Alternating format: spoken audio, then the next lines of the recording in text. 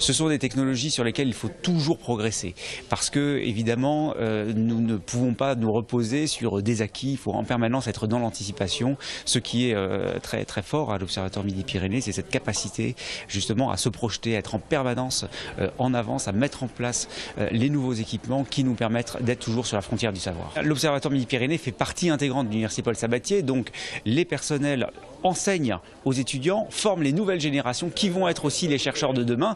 Et nous avons ici, au sein du laboratoire, des gens qui ont eu leur formation à l'université, qui aujourd'hui interviennent dans toutes les dimensions de la recherche, de l'enseignement. C'est quelque chose qui se nourrit. La recherche et la formation vont ensemble. La formation s'appuie sur la recherche. C'est ça la force de l'université. Depuis des années, la région s'est engagée dans le domaine de l'enseignement supérieur et dans le domaine de la recherche, au-delà même de ce que sont nos obligations, puisque ce ne sont pas des compétences qui ont été réellement transférées.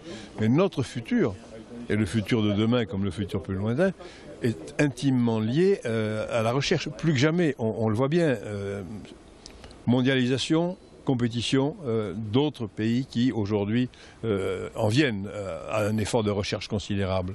Réchauffement de la température, on est ici sur l'observatoire qui travaille en partie, sciences de l'univers, sur les conséquences du réchauffement. On a vu une salle dans laquelle on va analyser des roches, y compris dans des pays lointains, à la recherche de systèmes de captage, de stockage du CO2. On est en pleine actualité de notre temps. Et puis également sur le réchauffement de la température et le problème des énergies renouvelables. Sciences de l'univers.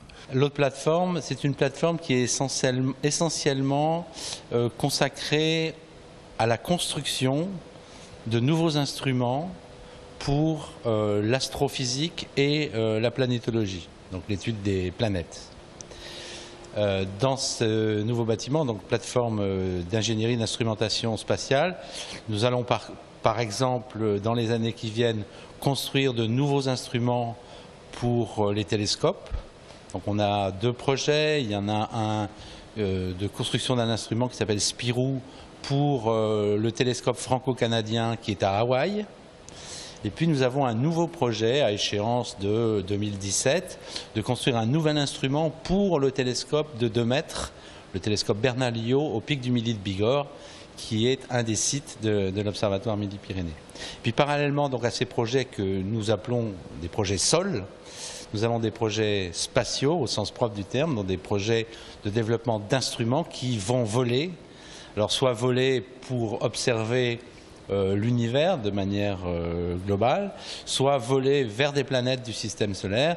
Et en particulier, nous sommes partie prenante d'un certain nombre de projets qui concernent la planète Mars, donc dans la suite du grand succès qu'a été la mission Curiosity, sur laquelle, je le rappelle, Toulouse et l'Observatoire Midi-Pyrénées ont eu une contribution essentielle, puisque le laser, donc ce que tout le monde voit comme l'œil du rover Curiosity, a été conçu, construit, monté ici à l'Observatoire Midi-Pyrénées.